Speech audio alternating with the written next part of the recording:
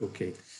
And yeah, so just as by way of announcement, I think this is quite a professional crowd that we have here today, so I don't want to spend any time or waste any time explaining what sensitivity mapping, what's the definition of sensitivity mapping. I think presenters will do a very good job of giving you an idea of what it's used for and what it is. What I wanted to say is how we came to organize this event, actually, because we are in BIO, we are a very data-driven organization.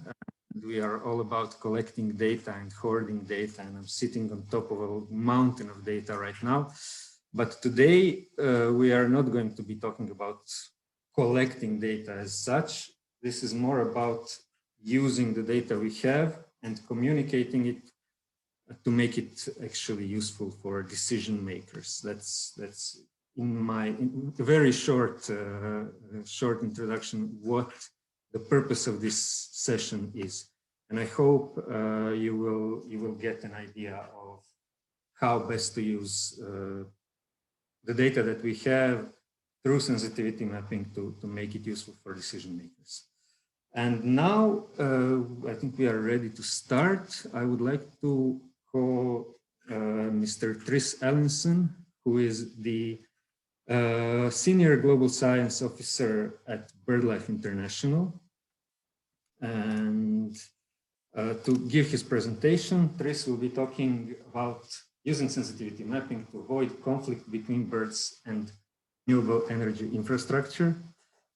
So, Tris, the floor is yours. Thanks, Mate.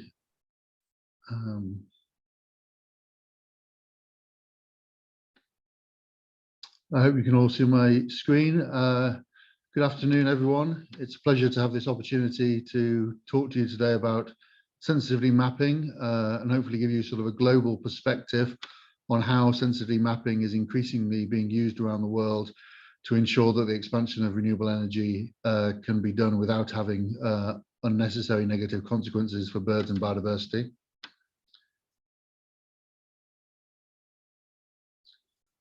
I'll just start by, for those of you who don't know, just say a couple of words about BirdLife International. So we're one of the world's largest, or if not the world's largest, nature conservation partnership.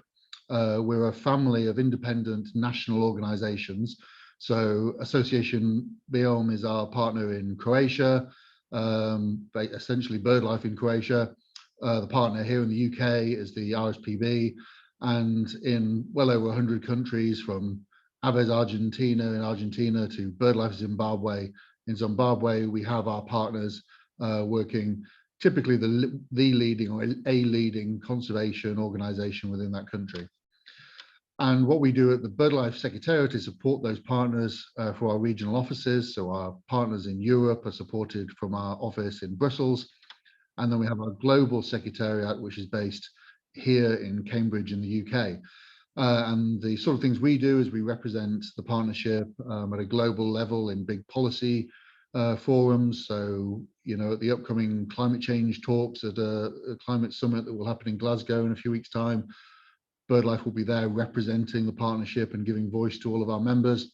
We also do an awful lot of global science. So we oversee the identification of important bird areas around the world.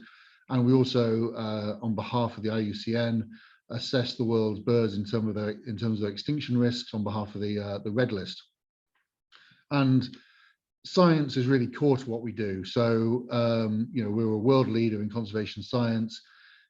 If you measure sort of the impact of published science in terms of how much it's cited, which is a common way of looking at the impact of scientific papers, BirdLife is ranked first in the UK and 24th in the world for the most cited scientific papers published in the field of environment and ecology over the last decade. So yes, in the UK, we're number one. Our UK partner, RSPB, is number 4. So we're responsible for producing an awful lot of the most impactful conservation science. So in terms of the topic for discussion today, I think all of you are aware what an important moment we're in terms of the transition away from traditional forms of energy production towards renewable. So we have entered the key decade of transition. It's in this next decade that it is anticipated that we will peak in our use of traditional fossil fuel sources of power and start to replace them with renewables, principally wind on and offshore and solar PV. And to do this is going to require a huge expansion in the amount of wind turbine and solar infrastructure. It'll take a huge amount of infrastructure to make all that power. It's not going to be sited in the same places that the traditional energy was. So there's going to have to be a huge amount of expansion in the power grid infrastructure and power lines to accompany that expansion into wind and solar. If we just think about, how much area we need to supply the world's wind power, we're looking at an area of about 15,000 square kilometers. So, we have to find room on a densely populated planet with lots of other demands for land use for an awful lot of new infrastructure. And it has to be recognized that as important as this transition is, poorly sited renewable energy can have really serious consequences for biodiversity. So this is some research that was recently done by Joe Kaizeka and his colleagues at TNC, and they looked at the Paris climate targets countries had made in regards of the amount of renewable energy they're going to develop. And they assessed that if countries went about meeting their Paris targets by siting renewable energy purely to maximize wind and solar resource, so basically put the wind farms where it's windiest, put the solar facilities where there's the greatest solar radiation, then this would jeopardize over 11 million hectares of natural lands globally, including over 3 million hectares of key biodiversity area, and put at jeopardy the ranges over 1,500 globally threatened species. And indeed, that loss of natural habitat would release almost 450 million tons of stored carbon. So it would not only be causing an awful lot of biodiversity loss, but actually undermining the climate change targets themselves. And no group is more impacted by energy infrastructure than birds. So here is a video, I hope you can see, of a griffon vulture in Crete colliding with a wind turbine there. And these are example of the kind of birds that are really very susceptible to collision. Large, slow-moving birds, often moving in spirals, so they are moving with their backs to the direction of travel. Even their eyesight is such that their eyesight is such that it is designed to focus down on the ground. They have a very large eyebrow to protect them from the sun, and their vision is focused on the ground to look for prey. They essentially have a blind spot in the direction of travel, which makes them particularly susceptible to collision. This is a video, 2 camera angles of the same collision taken in Hokkaido, Japan, a white-tailed seagull. The first bird collides, being chased by a second bird, which manages to pull up and avoid collision. You can see that again. Territorial dispute, the first bird unfortunately collides and the chasing eagle is able to avoid collision. So some species like those large raptors have very low avoidance and a very risk of collision. Other birds are more wary around turbines and able to avoid them. And in one sense, that's good if it means that they don't collide.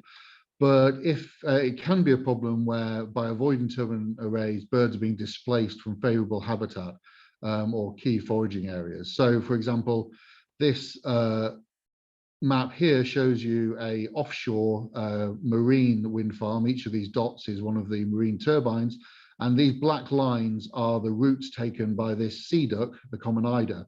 And you can see when all the routes are plotted, the eider do not like to enter the turbine array. They largely avoid it. If they do enter, they make sure they travel straight through in a straight line as fast as possible. And so you can imagine that if this was a key foraging area, a key area of food source for these birds, and they were no longer able to enter it, they could be detrimentally impacted.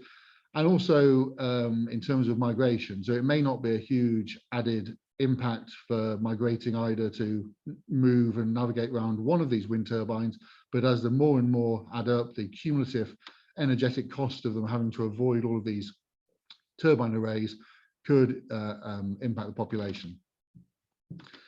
There are also impacts with solar facilities. So there's some research suggesting that large solar facilities can produce what's known as a lake effect. They look to migrating birds as if they're large bodies of water, and so water birds can be attracted to them and collide.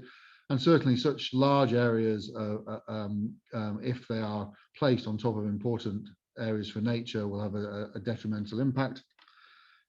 And as we discussed, with new renewable energy comes a lot more power lines. Here you can see mute swans in Slovakia colliding with a power line there, a distribution line. Interesting to note that it's that part of the line that hasn't been fitted with bird flight diverters where those collisions are taking place. This is some footage of transmission lines in India, some common crane in Rajasthan approaching the line. There are no collisions here, but the flock becomes disorientated. Some of the birds manage to get over the power lines. The rest of the flock do not. So you can see the impact that these large transmission lines can have on migrating birds and disrupting their flight paths. And also there's an issue of electrocution on some power lines. This is a Saker falcon that has sadly been electrocuted on a power line. And these impacts can be extremely serious, the most serious they can be, including causing global extinction. So right now, the great Indian bustard is on the single greatest threat to this bird. One of the rarest birds in the world is collision with power lines associated with wind and solar development. So this species, its flight, its weight, this is the heaviest flying bird in the world, has a very restricted visual field, which means that it doesn't look in a direction of travel. They are now rapidly going extinct, and there's less than 100 now left in India, and it's estimated that there are about 18 fatal collisions a year. So this population will go extinct. The global species will go globally extinct very, very shortly, and that will be because of power lines associated with renewable energy. So we have a very sobering reality that before any bird species has been declared extinct because of the impact of climate change, we're going to cause a bird to go extinct because of the impact of renewable energy, which is a sad reflection. But the key thing I want to make, and this is a key sort of take-home message, is there is ample scope to avoid these sensitive locations. So one of the great things about wind and solar as sources of energy is these are widespread, ubiquitous resources. There is plenty of the Earth's surface that is commercially viable for wind and solar. And these wind farms and solar facilities can readily be integrated into landscapes of low ecological value. You can integrate the solar farms and wind farms into land and still farm livestock. You can integrate them into agricultural lands and still grow crops. They can be readily integrated into industrial complexes and industrial sites. Imagine if every car park in the tropics had roofing of solar panels to shield the cars from the sun, but also provide energy. So there's a huge amount of scope to choose sites that do not have a bad impact. And all the research that's been done at a variety of scales shows that this is possible. Take India for an example. Even in India, where there are really ambitious targets for renewables and numerous competing land use demands and lots of very sensitive types of species, analysis, again by TNC, has shown that there are 12 times the land needed to achieve all of the country's solar and wind goals simply by using degraded lands with low social and ecological value. So they can meet all of their renewable targets 12 times over without needing to go into areas where there is conflict with wildlife.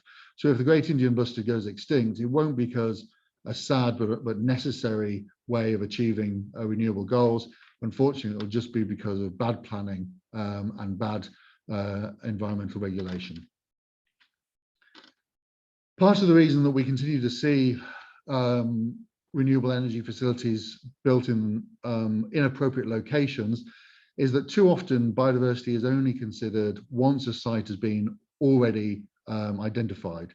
So what typically happens is a site is identified, and then there may be some remote risk screening using a tool like IBAT. Hopefully there'd be an environmental impact assessment of that site. But this kind of site assessment can only tell you, so much. It can't tell you the relative importance of that site. It can't tell you whether there were places elsewhere in the landscape that would be much more suitable.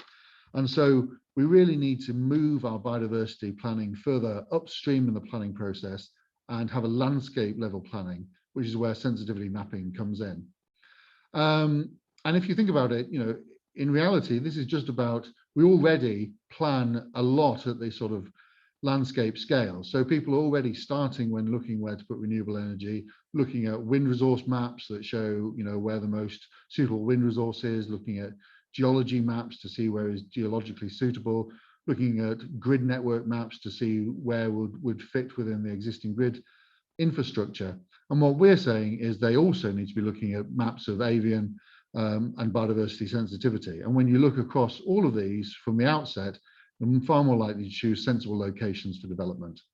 Of course, this doesn't mean that sensitivity mapping replaces the need for site level assessment. So of course, just as we use wind resource maps to identify potentially good places for wind development, as you will know, the first thing that gets done when developers move to a site is install meteorological towers to actually then test and validate that the wind strengths are suitable. And these will often be in place for a couple of years to determine that those maps were correct. And in the very same sense, you also need to validate the sensitivity maps. So you still need the environmental impact assessments to take place, but you're more likely to choose an area that has the right wind. If you use wind maps, you're more likely to choose an area that is safe from a bird and biodiversity point of view if you use sensitivity maps.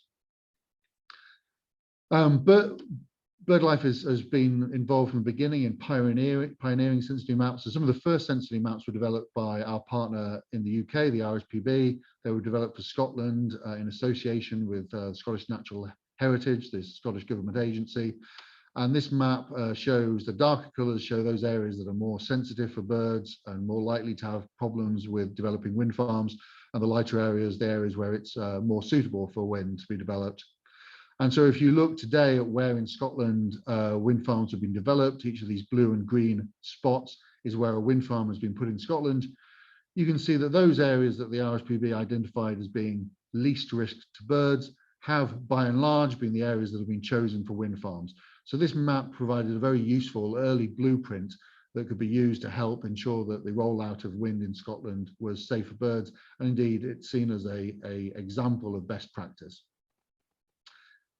And since then, BirdLife has worked to become sort of the world authority on developing these maps. We developed the first regional scale tool, BirdLife Soaring Bird Sensitivity Mapping Tool, which now covers the whole of the Mediterranean, the Middle East, and Northeast Africa. And we work with governments, international financial institutions, consultancies, and others all around the world to help them develop similar maps. I've spent a lot of time in Japan working with the Japanese government, and the Japanese government now have sensitivity maps for both on and offshore wind that they use as part of their development of their wind technology.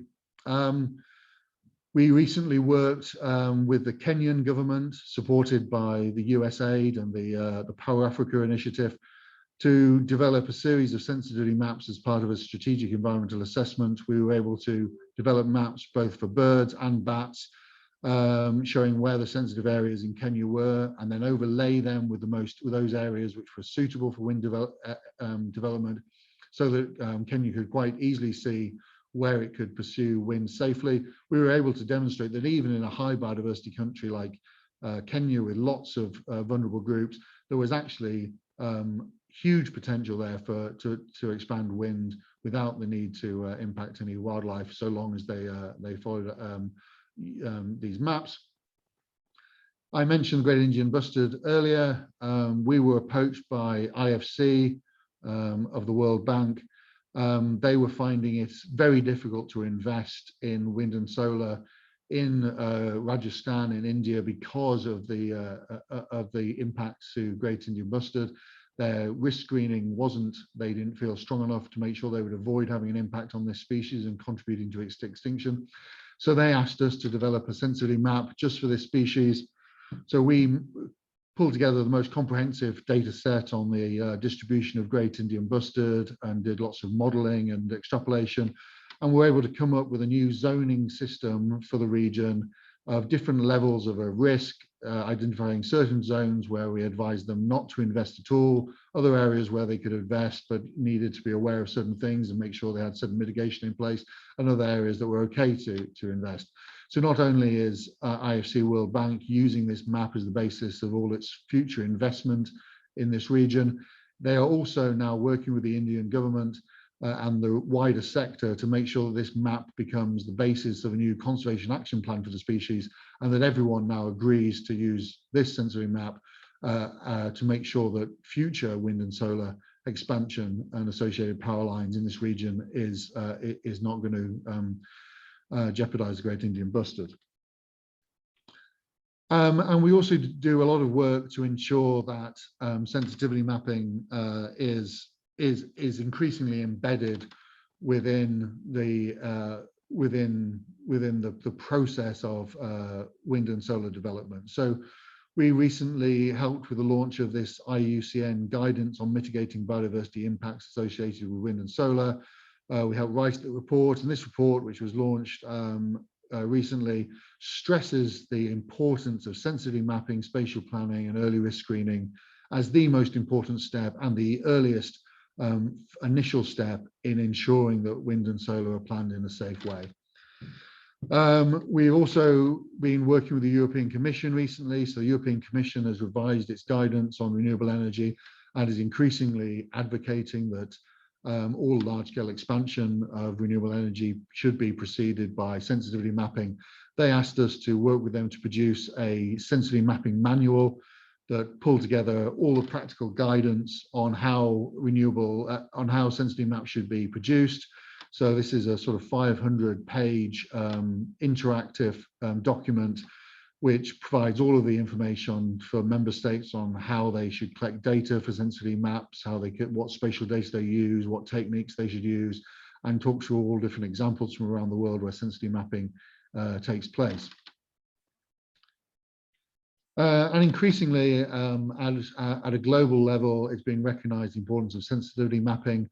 In 2014, the world's governments who are signatories to the Convention on Migratory Species, this is one of the most significant global conservation treaties, they voted that there should be an energy task force set up which would bring together governments, the multilateral environment agreements, investors and the private sector with NGOs to look at the issues of renewable energy expansion and make sure it could be done safely and advise on global best practice. BirdLife was appointed to coordinate the Energy Task Force on behalf of CMS, and I sit on the task force as the chair of the technical working group. That's the group of scientists within there who advise on what is the best practice science. And through this, the governments and others who are party to the task force sign up to using sensitivity mapping and establishing these best practices. So we're seeing, the rapid acknowledgement across the energy sector that sensitivity mapping is an important part in the planning process around achieving safe renewable expansion. I want to finish just by talking about our latest initiative we're working on. So we're currently, we're working in partnership with the Asian Development Bank to develop an online tool that are free to use online tool that will be available across all web-based platforms. We're calling this tool AviStep, Avi for avian and STEP for sensitivity tool for energy planning, also alluding to the fact that, sensitivity mapping should be seen as the first step in safe renewable energy planning. And what AviStep will do will provide an assessment of avian sensitivity in relation to wind energy, both on and offshore, to photovoltaic solar energy, and also to overhead power lines, both transmission and distribution lines. And what we've developed are a number of techniques for doing this. We have pioneered research where we've looked at all known collision events with wind turbines, and then we've modelled what are the characteristics, the morphological and behavioural characteristics that make certain birds more susceptible, and so we've been able to assign sensitivity values to all the world's species. So we're able to score all the world's birds in terms of their risk post them by collision and also from displacement. We then also factor in things like their red list status. Obviously, collision of species that are already globally threatened is more concerning. And also a measure of their survivorship. So K-selected species, those are species that are long-lived, slow to reproduce, take a long time to reach maturity. The loss of birds through collision is far more likely to have population-level effects. So we take all of these different factors into consideration, and we're able to score all of the world's birds. This is just the top 20 birds in India, one of the countries we're working in. And so we're able to come up with a sensitivity value for all of the world's birds. And we then are able to model the distributions of those birds using models taking into account habitat, suitability, and other factors, as well as large data sets such as eBirds and data sets pulled together by our partners in all the countries, so that we can assign those sensitivity values to the distributions of all those species, create sensitivity maps, incorporate with them highly accurate land cover data, to a few hundred meters resolution of key habitats, as well as all information on protected areas and IBAs, so that we can calculate final sensitivity maps. The tool that we're developing will launch in about a year's time, so we don't have an actual tool to show you yet. But I can show you this sort of mock-up. So, how the tool will work, this sensitivity map, is that you will select one of the countries. In the first instance, we're developing this with ADB for India, Nepal, Thailand, and Vietnam. These are 4 key countries where the Asian Development Bank is heavily invested in supporting energy infrastructure development. And so you'll be able to, so in the first instance, we'll do it for these 4 countries. You'll be able to select a country, choose an area, zoom in on that area, and then see the sensitivity across that landscape down to a 5-kilometer resolution. So you'll be able to choose between looking at the avian sensitivity in relation to wind energy infrastructure, solar PV infrastructure, or power lines. So for instance, click on wind and see the sensitivity across that landscape, different categories of sensitivity. But because people are particularly interested in just seeing the sensitivity in those areas where wind or solar is commercially viable, we'll also model those areas where those resources are available. So you'll be able to click on and just see the sensitivity in those areas where wind energy development is feasible. So this is the sensitivity just in those areas where it's commercially viable. Then you'll be able to click on an area and see, this is an area that has moderate wind suitability, but very high sensitivity owing to this particular sensitive species and proximity to the sensitive sites. Whereas a site like this has very high wind suitability, but also seems to have low sensitivity for birds. This would be a far more appropriate site to consider wind expansion than the other. And with this tool, we're able to do, we'll be able to do a lot of other things. So we'll be able to help, really plan renewable energies in their entirety. So you'll be able to say, select a region, delineate an area, or say, select a state, select an Indian state like Gujarat or Maharashtra, or delineate an area. And then say, okay, within this area or within that state, we want to put in 2,500 megawatts of wind and 1,100 megawatts of solar. Where would be the best places to put this to minimize avian impact? And the tool would be able to sort of tell you that. Or you'd be able to say, okay, we want to put in a power line starting here and finishing here. Tell us what the different routes would be. What would be the most direct route? What is its distance? But what would be the sort of sensitivity of that? What would be the most optimal route in terms of minimizing all risk to birds? But then what is the sort of extra distance involved? And so what might be sort of a good compromise route that both minimizes impact, but also is cost effective. So these are the kind of things you want to make available through this tool, which will launch in a year's time, launch next summer. And for those 4 countries, but the hope is that ADB will then help us, support us to expand this tool throughout Asia. So we really want to work with them to make it be a prerequisite of them agreeing to invest in a country to make sure this kind of exercise has been done and that the tool is used.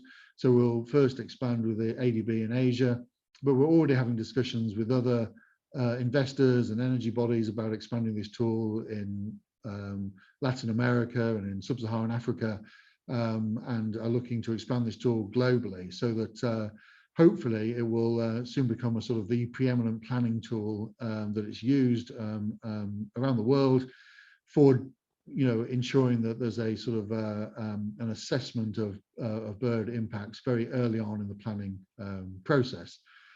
So I think I'll leave it there and stop sharing my screen. Thank you very much for the opportunity to speak with you. Thank you very much for the presentation. It was extremely educational, I hope, for all of us. And now, as I'm conscious of time, so I would maybe ask people if they do have questions to reserve them for later and to start, if that's okay with everyone, to start with Mr. Vejnović's presentation. So we can do that. So by way of announcement, Mr. Igor Vejnović is here on behalf of TNC. He's the coordinator, energy coordinator for the region. And he's going to be speaking about a specific pilot project which happened in Croatia, which is a little bit closer to home. So with that said, Igor, the floor is yours. Thanks, Mate. Can everyone hear me, and can you see my screen? Good. So thanks, Mate. Thanks also, Tris, to this kind of wonderful just a story about you know, what kind of possibilities are there with their sensitivity mapping. I'll just try to kind of skip then a bit through this global part, because I think it was already a sort of covered by Tris, but just maybe give it a bit of a different framing. So at the beginning, I just a bit about the TNC. So the Nature Conservancy is a global environmental NGO. We have the mission to conserve the lands and waters on which all life depends, meaning that we have a very wide mission, which includes also preserving biodiversity, conserving lands, but also at the same time trying to achieve climate goals. So in that sense, we need to combine, for instance, in the context of renewable energy development, how to balance achieving climate goals and also protecting biodiversity. What's maybe important to just highlight from all these numbers is that, okay, it's a US-based organization, not that well known in Europe, but we are present in 72 countries of world globally, and what's maybe the most important number here is 400 scientists. So it's also as BirdLife science-based organization with a lot of in-house expertise. And the main expertise is actually in this spatial planning element of conservation.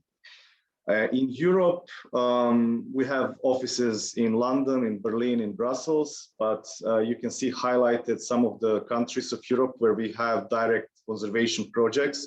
So on the ground projects that are aimed at preserving biodiversity, especially in Europe, there is a focus on freshwater biodiversity. So that's why TNC at the first place entered the Southeast Europe region as one of the hotspots of biodiversity in general, but also freshwater biodiversity. But at the same time, it's the region which is relying on fossil fuels to produce energy. So there's a need for renewable energy expansion, and this is what I will be mostly talking about today. So I think Tris already told a bit about the challenge that we are facing.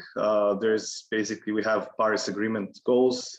EU has its own 2050 net zero target. So it's something that is coming, the energy transition, whether we want it or not, if we want to actually have keep the climate stable as it is, at least now. So over 10 times build out of the current renewable energy capacity is needed to get to these targets.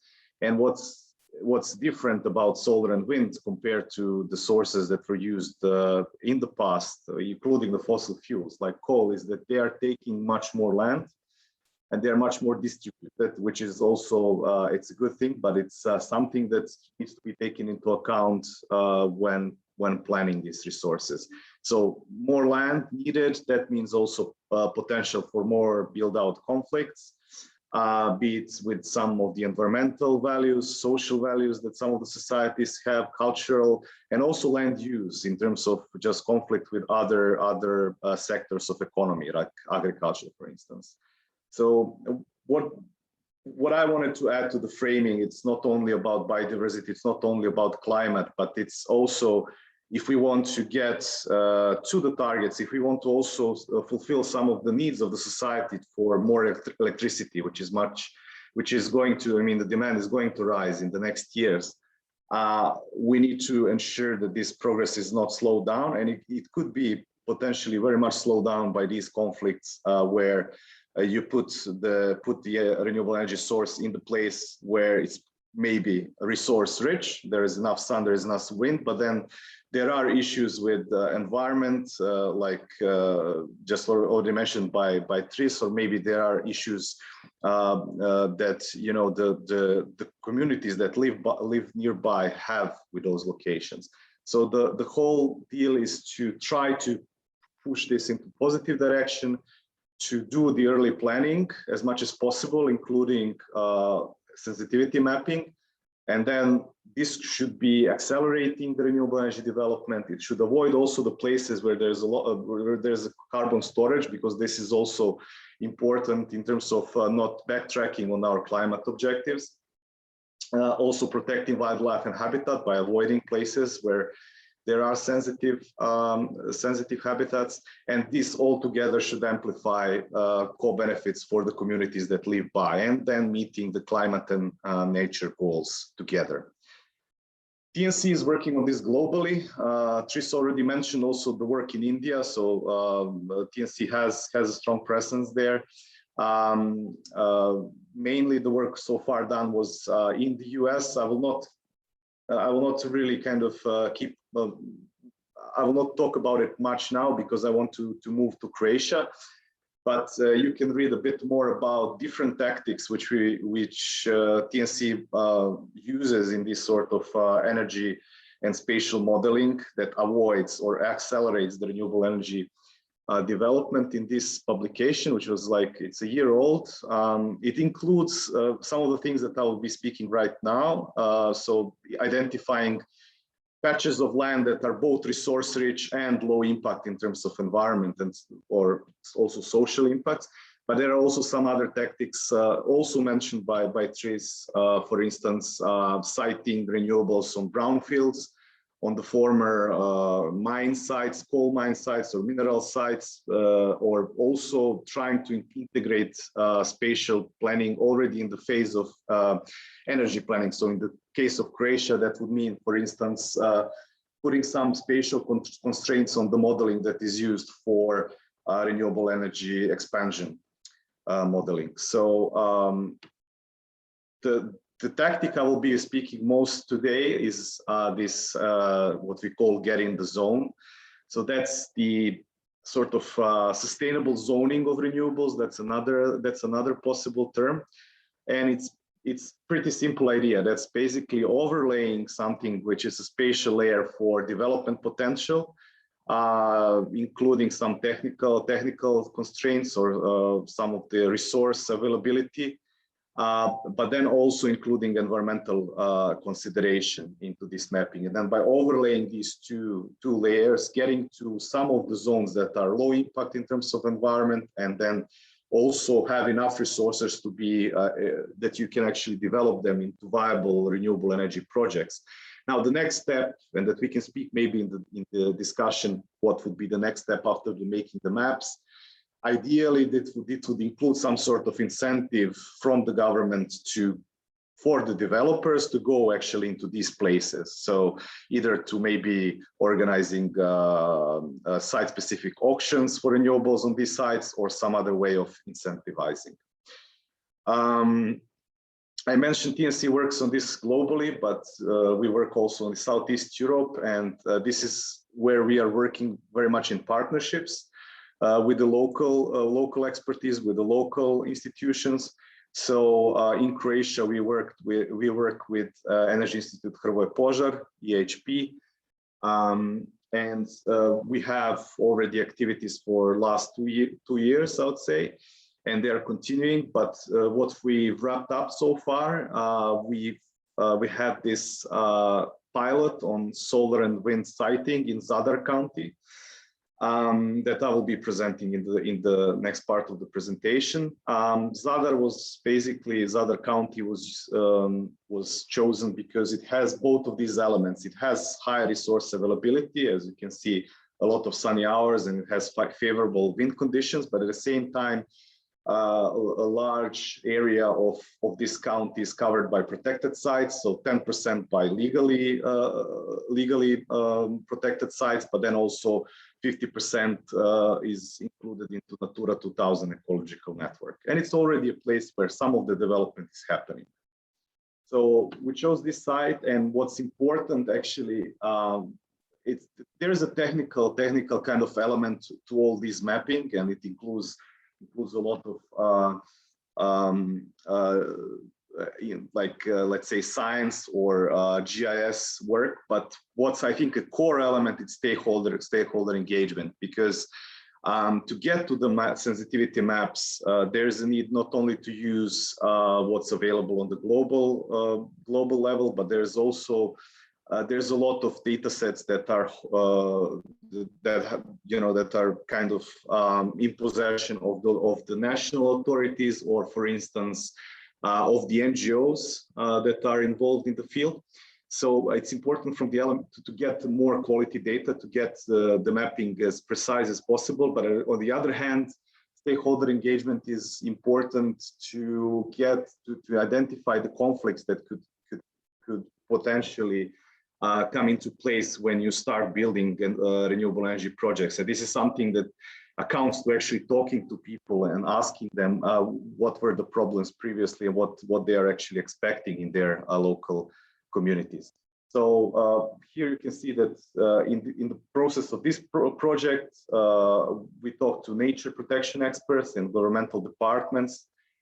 We talk also to spatial planning experts, because they are the ones that were supposed to use the maps in the end to also in the permitting process for renewable energy, but then also environmental NGOs, because they call the information sometimes, but they're also the ones that are likely to oppose the projects if they are not done in line with some of the environmental and social standards. So just to get to the sensitivity mapping specifically, it's in the case of Zadar County pilot, we use this 3-step approach. It's not always needed to use this approach. There can be different ones, but I'll try to explain why at some points we use one of these steps. So first step is exclusion zones. This is something that most of the sensitivity analysis are already including. So excluding the part of the land which is basically under some legal or other constraints which are just making this land not possible to develop at this moment. So for instance, in the case of Croatia, this is a strict reserves or special reserves of nature, national parks, cultural heritage sites, but also a coastal area with a certain buffer of, I think, 1 kilometer, infrastructure, corridors, so places where basically it's legally prohibited to build solar or wind. Then the next step was actually to exclude high sensitivity zones. And these are the zones that are deemed according to the science, basically according to some of the known impacts on certain species, or some of the known impacts on other economic activities, that deemed these zones as high sensitivity. And we used their like precautionary principle, because we thought that because this is still, I mean, it's still used, we are still using data sets that are sometimes not always verified on the ground. There is some lack of data, so we use this as a precautionary principle, and then excluded also these areas mostly from development. This doesn't mean that maybe in some next iteration, when there's more data, they could be also assessed according to the step 3, which is the next step, and that's basically all the remaining area, which is then assessed according to the different sensitivity levels, and using a group of indicators for nature, which is basically protected areas and habitats of different bats, birds, and other animals. Natural resources, which is indicators related to agricultural land, forests, waters, and social impacts, which is the impact on population, both in terms of density of population in certain places, distances from settlements, so like landscape and visual impacts in that terms, and also distance from cultural goods. I forgot to maybe mention that these high sensitivity zones, we included some of the areas like nature parks, high forests, Eurobats zones, but also, for instance, for solar arable land of first and second categories. So trying to avoid these most probable and most severe conflicts in that sense. And then the next step is actually to overlay map, which is the sensitivity map that you can see on the right-hand side. This is one is for solar. You see the exclusion zone in this brownish color, very high sensitivity zone in red color, and then these shades of orange and yellow, yellow being the lowest sensitivity zone for solar. Based on all these criteria, and also on the multi-criteria analysis for each of the point, or not points, but actually a raster, these areas, and overlaying these maps with maps of technical suitability, for instance, for solar. I think this is maybe something that could be improved in the next iteration of this project, or on the if we go to the national level. So for suitability, we used only the radiation and slope to kind of assess what's the technical suitability. What it can be maybe improved next would be also in the relation, solar relation to distribution grid, and to potential problems with availability and congestion within these grids. But anyway, we used what we could at this time, and what's the end result when you overlay these two maps is 22,000 hectares that are basically both low conflict and also suitable for solar development. And when you use the conservative assumption that only 5% of this land will be developed, you get to over 500 megawatts of solar potential. To say again, so it's on the lowest impact in terms of environmental and social values, but then also it has enough resources to be developed, or it has good suitability from that point. The same happened for wind. It's just maybe the difference is that technical suitability map was also including, it was including wind speeds, it was including slope, but it was also including the grid availability, or like distance from the grid. So this excellent suitability was, for instance, when the grid, both the wind speed was enough, but it's also close to the transmission network. So again, overlaying these two maps, sensitivity and technical suitability, and then getting to a bit smaller area. That's for sure. around 8,000 hectares that are both low conflict and suitable for development. And that translates roughly to, again, a little bit more than 500 megawatts of wind potential in these areas. Just maybe to compare it to what's the target for Croatia. So Croatia in their National Energy and Climate Plan, which would be potentially revised now, but still these targets hold for a moment. And that's the target of over 2 gigawatts for solar and wind until 2030. And just this potential that we mapped on low conflict lands amounts to over half of that target. So this is just showing that something that we also see globally. I think Tris mentioned these studies that are done globally on this converted and converted land, or like the land that is basically already of a low environmental and social value. And it's always showing these numbers that are, for instance, for the global study, it was 17 times more land that we need, or land that is available is 17 times more than the target that we have for the Paris Agreement. So the key message is that through this process, I think we can get to both preserving the nature, preserving some of the social and cultural values that the communities have in Croatia, but then to the large extent fulfilling the energy targets. I mean, this is only one small patch of land in Croatia. I mean, smallish. Let's say it's less than 10% of the territory, but it's basically able to power up, or well, as I said, as it's mentioned, he's 500,000 households, which is relatively large number. So I'll end here. Open to any questions about potentially about technical details about the study, which you can find the link. I guess Mate will share the presentation, so you can also take a look in more detail about the indicators and everything. But of course, I think it's, as Mate said, it's important to also to get the input from people. How does this look to you? Whether this looks as something which is useful for your work, how to actually, if it's useful, how to integrate it further on, for instance, into the spatial planning process.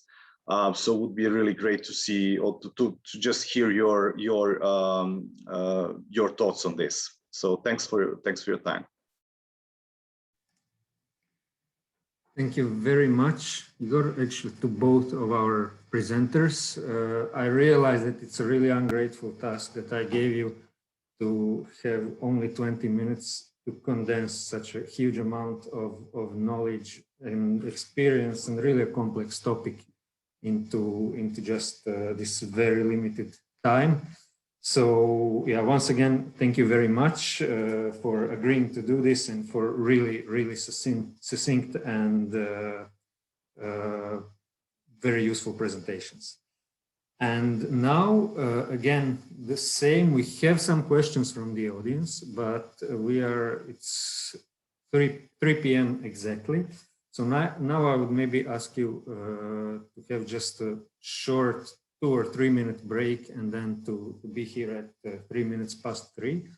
And then we can start with the other part, and we can also, in this segment, we will ask the questions from the audience. And again, to repeat, we will not be recording the subsequent part, so the recording will stop here. And